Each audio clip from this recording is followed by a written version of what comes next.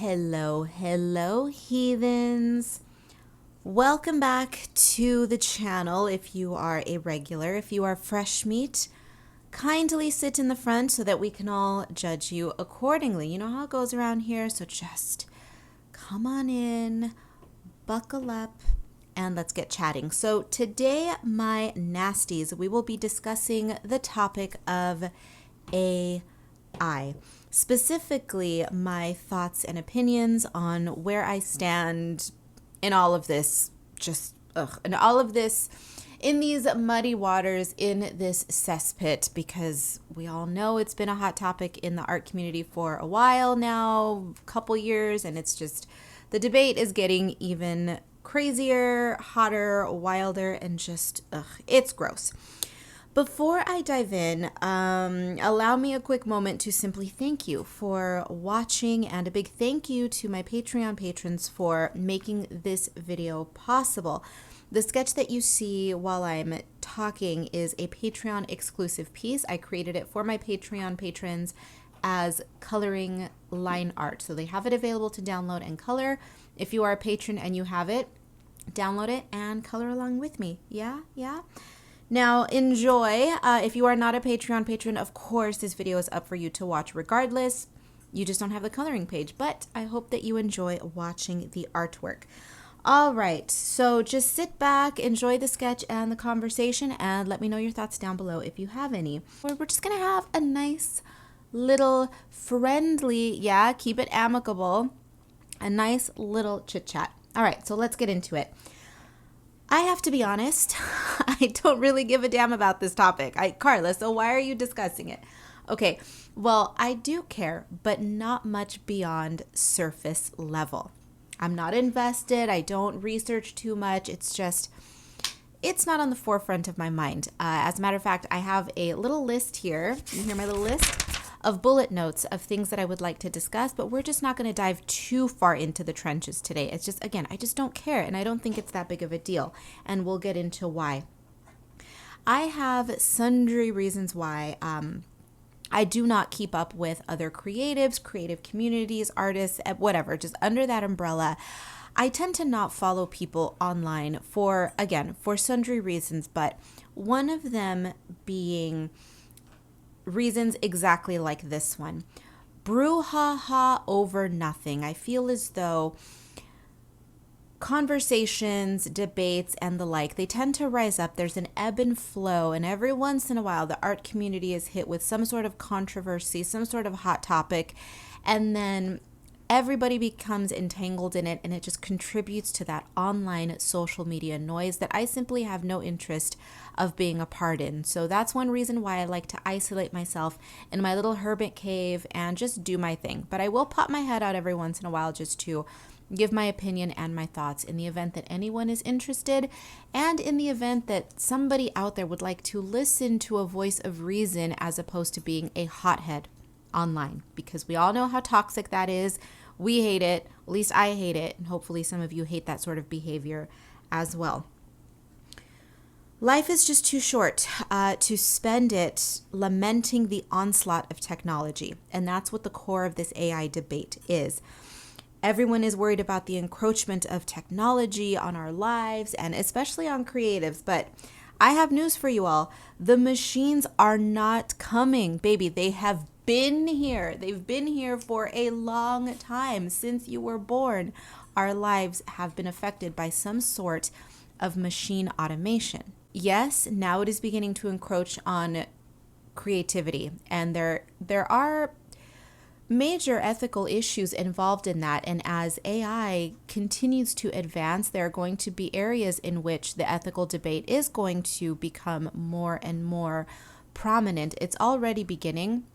Now, I'm not touching on the parasocial relationships that people are going to begin to develop with bots, with chat bots, and with fake celebrity AIs and that kind of thing. That's a whole nother situation, right? Which of course that does bother me.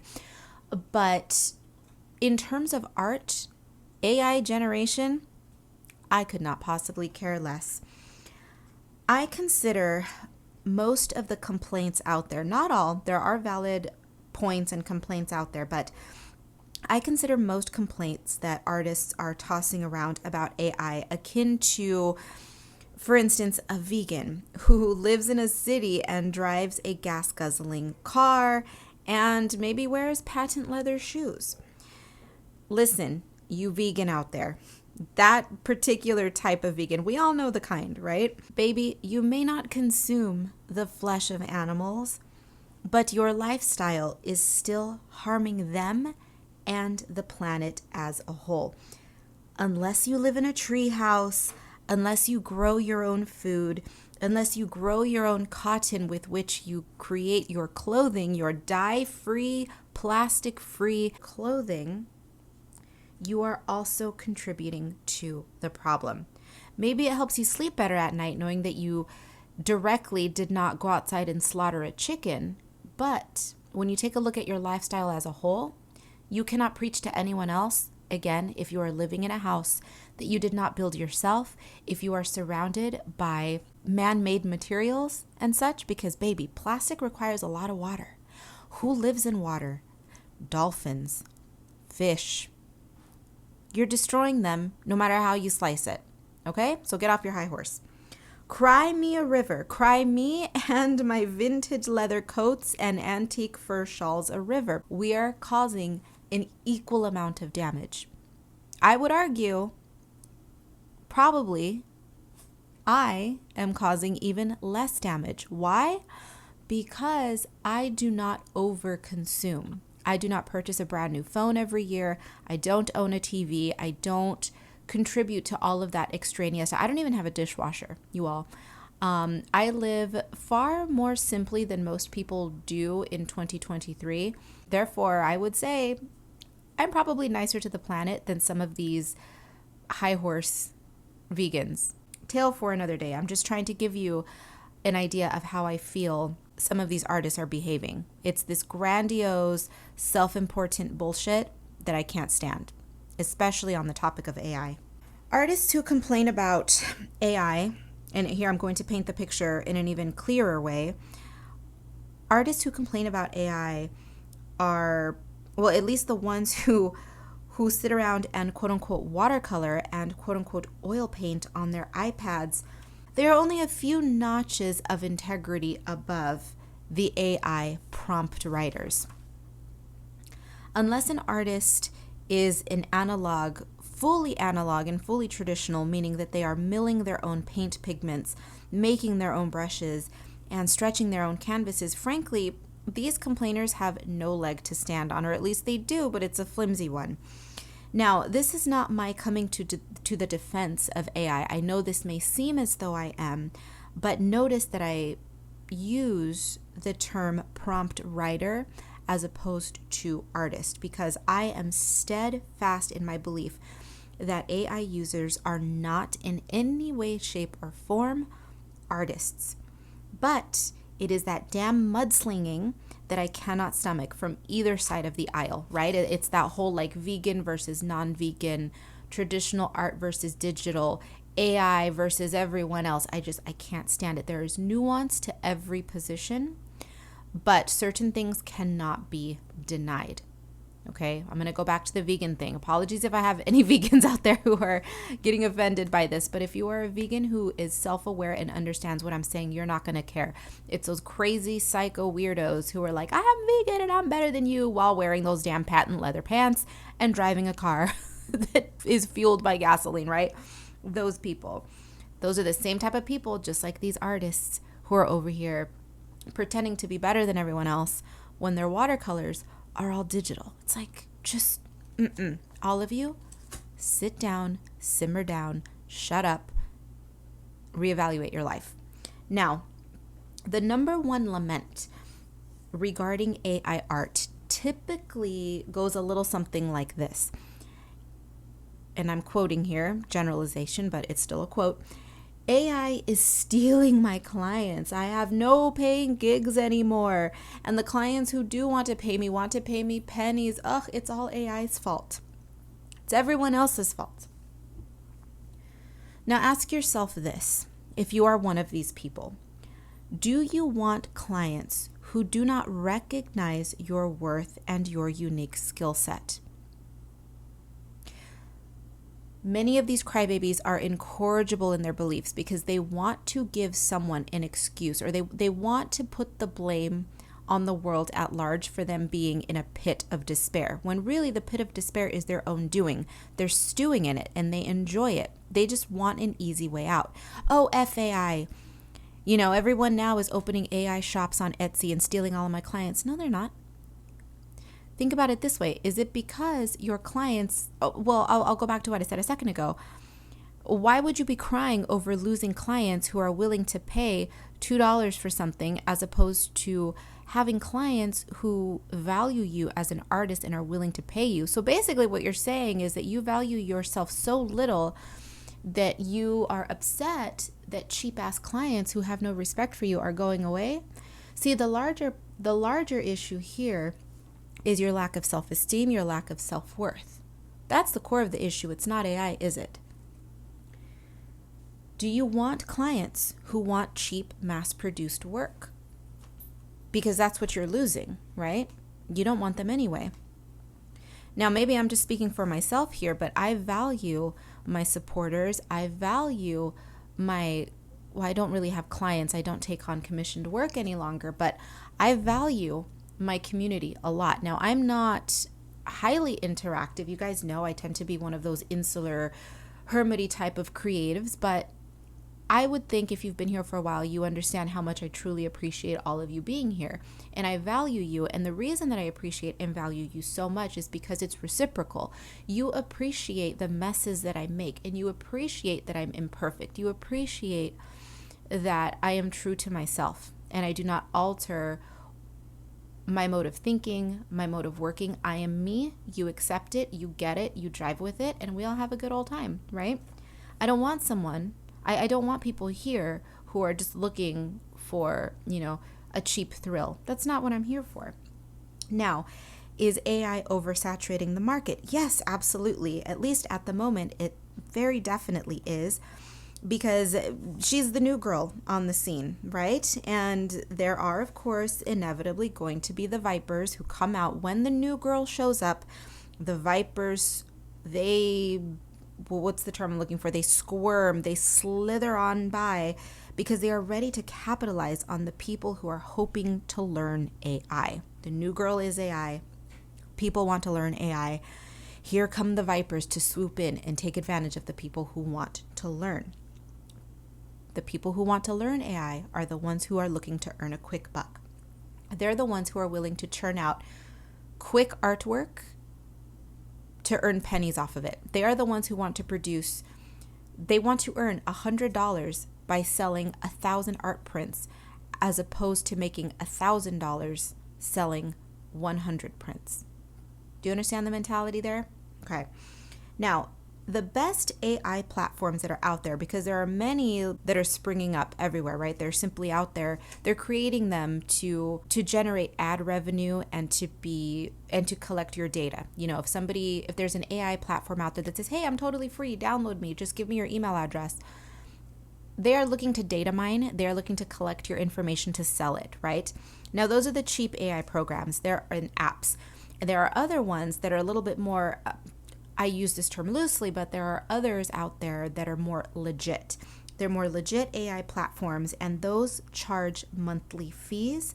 And on top of that, they charge additional fees for perks and add-ons and plugins and all of that sort of thing.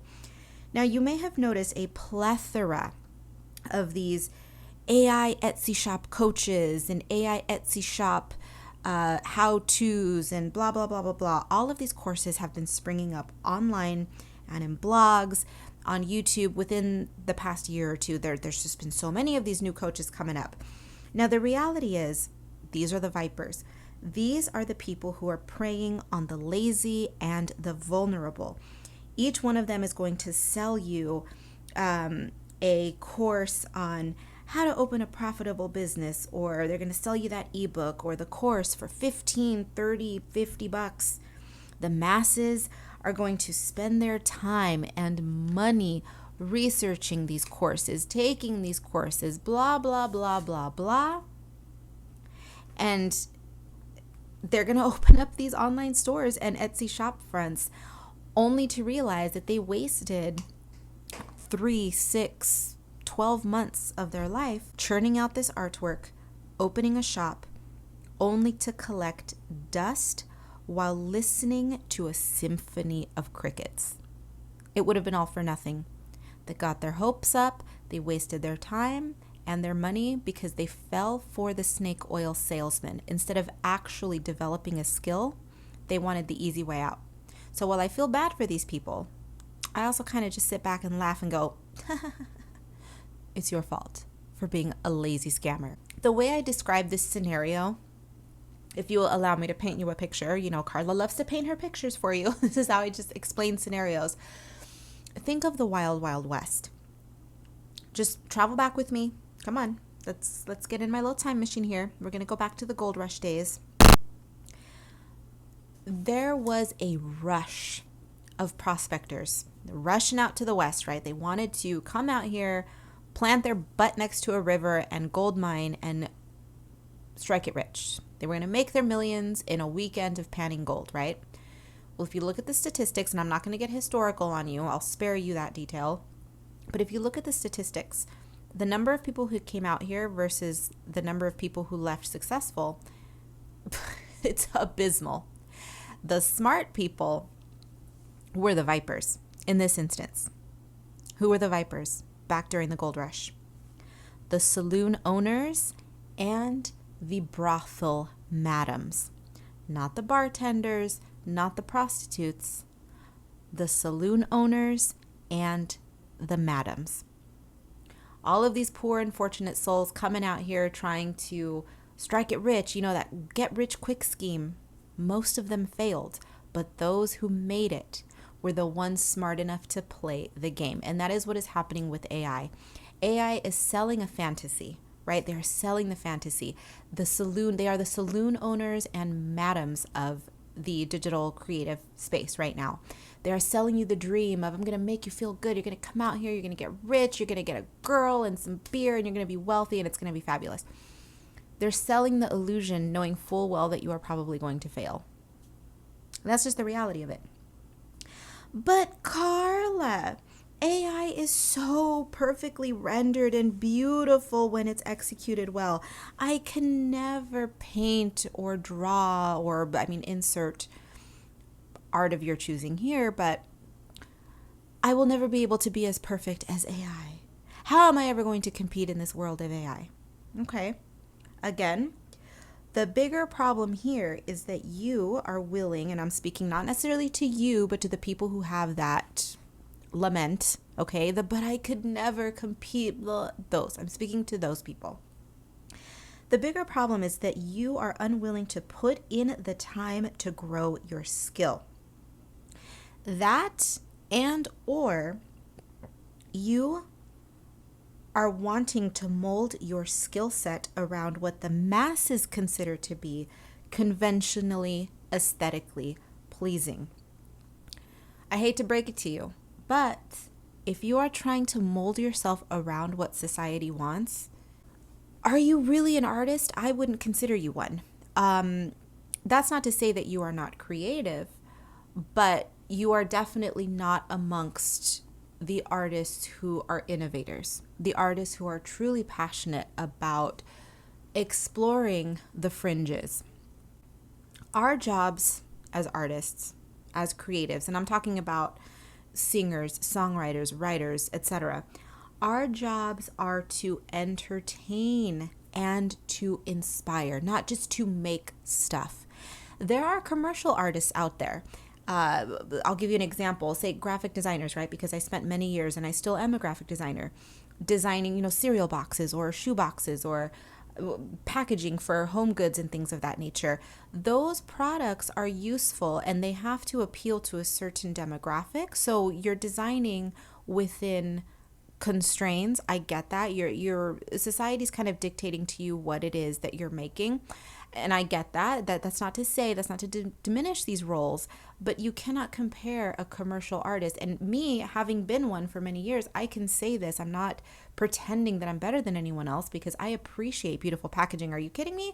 I will spend an extra 10 cents on the same product if the packaging is better on one than the other. That's just how a dollar even. I've done it. I do it on a regular, and it's just something that I do because if it's something that I have to live with and look at, I want it to make me happy. But you cannot compare someone who is a cereal box designer to, say, an artist that you would all know. You cannot compare them to a Toulouse-Lautrec or a Da Vinci, Leonardo da Vinci, right? The amazing scientist, artist, Renaissance man, right? You cannot compare the two. They're simply not the same. Now, I could throw out names such as Michelangelo and Vincent van... We're going to say it the American way because I cannot say it the European way. Van Gogh, okay? Do I have any Dutch people out there who are going to say it the correct way? Van Gogh. They're all slapping me through the screen. Okay. There's something to be said about genius artists also being mentally ill. Okay, I get that.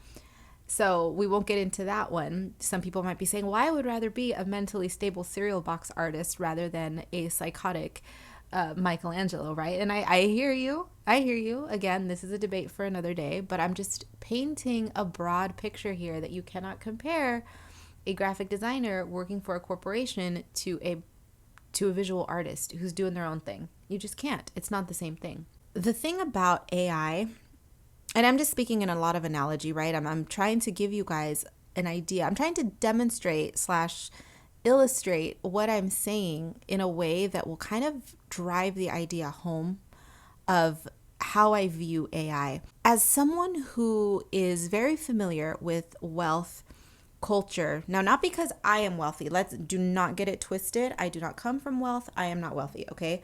But because I have lived, worked, and mingled amongst their ilk. I mean, my entire adult life, starting when I was a teenager, when I was old enough to start going out to the clubs, to the nightclubs. That is when it started. As an artist, as a creative, they say artists are the most dangerous people in society because we can mix with everyone. And it's the truth. And I started very young, and I would go out to these parties and I would meet people from all walks of life, some super filthy rich people, right? And here's the thing, you go to these parties where there is wealth. Everybody shops at the same clothing stores. Everyone has the same nose, the same lips, the same bag. And it's boring. Now, everybody's so perfect looking, right? Everybody has the perfect little nose, the perfect little body. Everybody has the perfect little bag. And then you look back, you sit there and you look at them and you go, God, you all look the same. None of you are interesting. Like, you are all perfect, but you're boring. And that is what AI is to me. Everything is so homogenous that it's just not even fun anymore. Nothing is interesting or fascinating. That is what AI art is to me. It is strictly conformist because as a society, that is what AI uses. AI uses the prompts that are provided by people who are highly influenced by societal norms, social mores, and the like. If people think, a tiny little nose is beautiful, you type in your prompt in AI and it's going to spit out, we're not going to get political or anything here. But if somebody says, I want a beautiful fairy woman, and you type that into an AI prompt, it's going to give you, I guarantee, a tall, slender white girl with a teeny tiny little nose, probably big hips and big boobs, or at least big boobs, small hips. That's just and long hair. Okay, long, either blonde or red hair is what it's going to give you, right? And that's what a lot of AI art is. All the faces are the same, noses are the same, eyes are the same. There's no nuance, there's no difference, there's no interest. It's that rich people party with all the plastic surgery. AI is the plastic surgeon, and it's boring. I'm not saying don't get a little bit of surgery. I'm all for it. If I could afford it and if it was safe, trust, I think I've said this before, I would love to look like an alien vampire cat. 100%. I would be trussed and stretched and pointy, okay, let me tell you. But that's extreme modification. Perfection is boring. AI is chasing perfection. Wah, wah. The world of art consumers is beginning to slowly catch on to this, I think. I'm beginning to see it. It's only a matter of time before society begins to correct itself. The pendulum will always swing back, and I think it will be swinging back into the favor of imperfect traditional human art. This is the time when the traditional artists should have their skills, or should hone their skills rather, and learn new ones. Because right now, when the lowly creatives, those insecure creatives, are running around online crying, bitching, moaning about AI, the smart ones are going to step back and go, you know what? Let the trash fight. Let the AI artists and the crybaby self-righteous traditional artists fight it out. Let them duke it out while I sit around in my cave, honing my skills, learning new ones, collecting inspiration, looking inward. And I'm going to wait. While they're destroying themselves in their little fight, I'm going to be experiencing a period of growth until that AI bubble bursts. And it will. All of those AI quote unquote artists, those prompt writers, will wish they had actually spent their time learning skills and enjoying their lives instead of sitting around typing thousands of prompts and cranking out hundreds of art prints and books and t-shirts and whatever other junky merch that they can come up with. They will have wasted all of this time pretending that they were artists. They will have spent all this time boosting their egos, only to realize I spent all this time feeding a machine and I've had zero personal growth at all. I haven't learned anything about myself other than I can type a few words, string a few words together, give it to a machine, and then have a machine make something for me. Wouldn't you feel better about yourself and your life if you dedicated 6 months, a year of your time learning how to actually draw, as opposed to telling a machine to do it for you? Maybe that's just me. Maybe I give people way too much credit. Maybe I give humanity too much credit sometimes. Cynical ass me. Giving humanity credit? Hey, you know what? Credit where credit is due. Sometimes I do. The world is emotionally and spiritually cold. And it's been that way essentially forever. And it's growing colder by the day. With advancements in technology, the colder it's getting. Humans are allowing themselves to be controlled by machines. And again, it's only a matter of time before humanity, for humanity's sake, is appreciated and nurtured once again. The pendulum is going to swing back. Artists and creatives of all types tend to be the most emotional and spiritual of all. Are we crazy? A little bit moody? Maybe, yeah. But that's because most of us feel so deeply. And in a world that is losing all feeling, people like us are going to be valued again someday. We still are, but we're currently being drowned out by the din of technology and AI. But again, just wait. Just wait for that pendulum to swing back. Humanity as a whole is growing increasingly desperate to feel something again.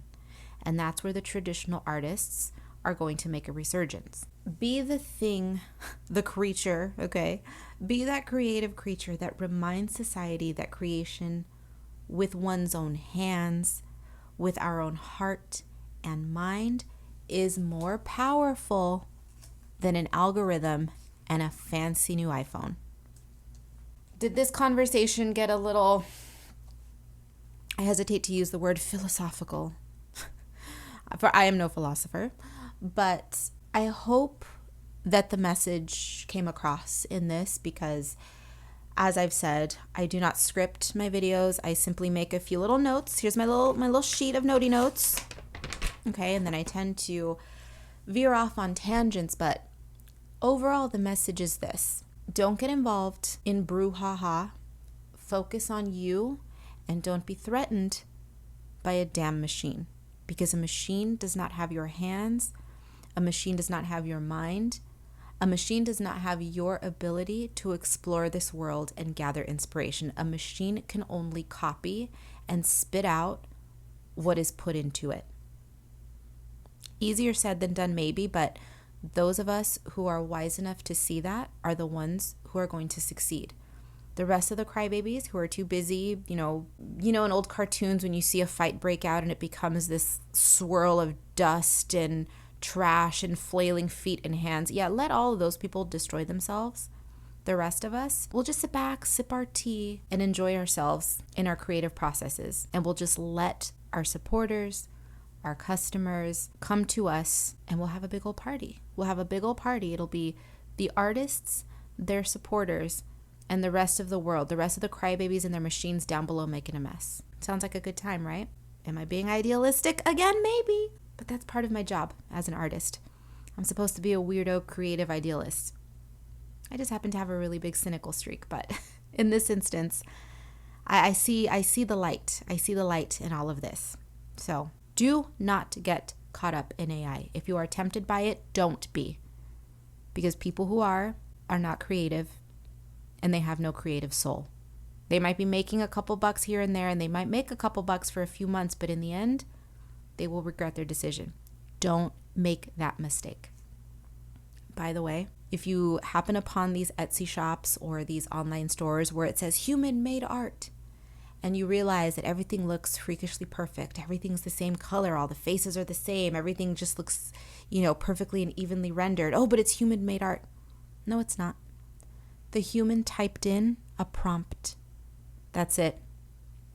You have more integrity. Your ugly stick figure has more integrity than some crappy, dull, perfect AI-generated bullshit.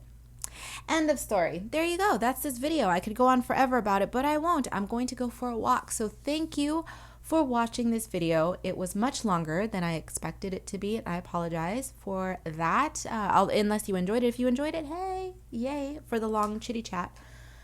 But I'm going to go now. Thank you for watching. Everything you need to know will be down below. Thank you once again for subscribing to this channel, for following me on Instagram, to my Patreon patrons. Big fat juicy thank yous, especially now. Thank you for supporting an actual physical artist who's making fun stuff for you. I am your jester. I am your court jester, and I enjoy doing it. All right, off I go. Be bad, be good. I don't give a damn which. Just make sure you come back in one piece, and I will see you in the next one.